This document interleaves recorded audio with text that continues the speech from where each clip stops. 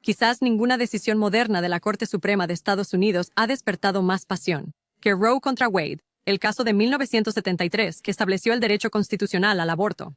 Un sismo judicial sacudió al país hasta su núcleo social, político y constitucional. Las réplicas continúan hasta hoy. Socialmente cambió la manera en que se pensaba sobre, hablaba y sentía el aborto. Según la profesora Kristen Luker de UC Berkeley, cambió todo. En el terreno político dio lugar a dos movimientos opuestos, pro-vida y pro-elección.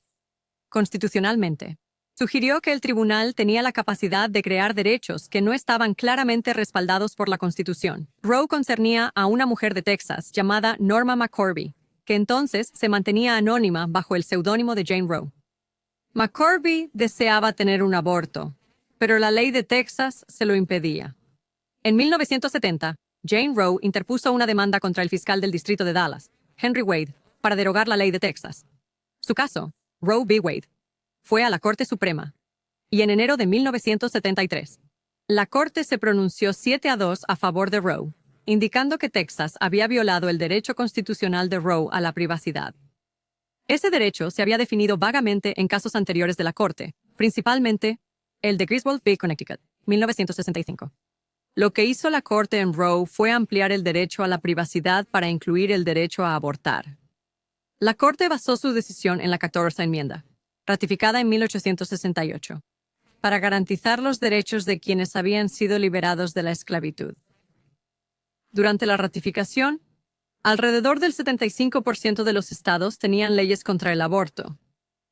Cuando se decidió Roe más de un siglo después, la mayoría de los estados aún tenían leyes con límites estrictos al aborto, con muchos que permitían excepciones por violación, incesto o para salvar la vida de la madre.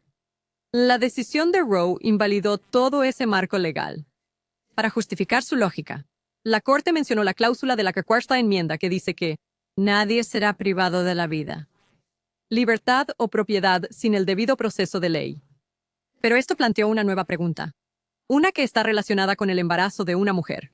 Según la 14ª enmienda, ¿un feto es considerado una persona? Si el niño es considerado una persona, ¿tiene ese niño los derechos que se mencionan en esa misma enmienda, incluido el derecho a vivir? La Corte dijo que no. Un no nacido no es persona. Escribiendo para la mayoría, el juez Harry Blackmun razonó que dondequiera que se encuentre la palabra persona en la Constitución, solo tiene aplicación postnatal. Todas sus referencias son a aquellos que ya han nacido.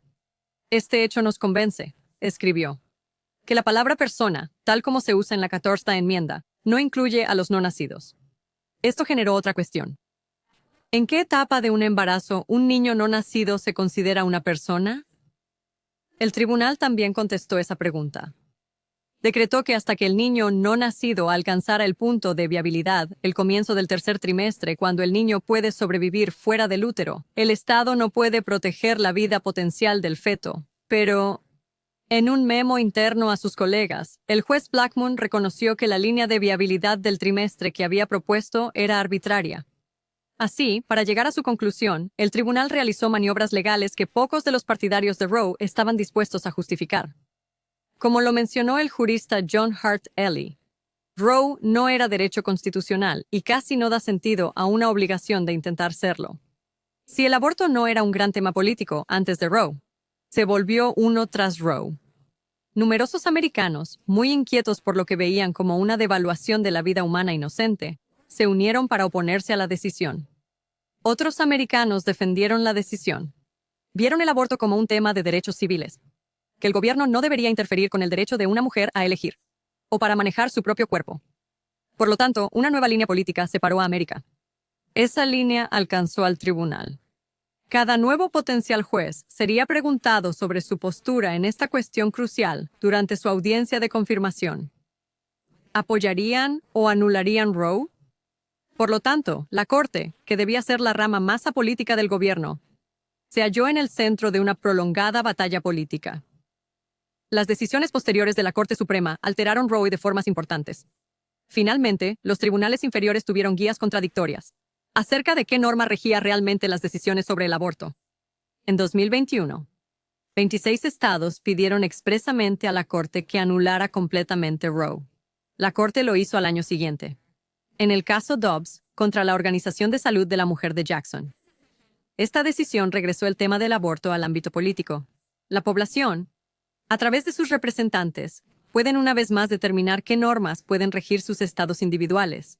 El aborto es un tema muy discutido. Eso no cambiará pronto. En Dobbs, la Corte Suprema dejó claro que el proceso democrático es la mejor manera de resolver las difíciles cuestiones morales que la Constitución ha dejado abiertas. Soy Stephanie Barclay, profesora en Georgetown Law School para Prager University. Gracias por ver.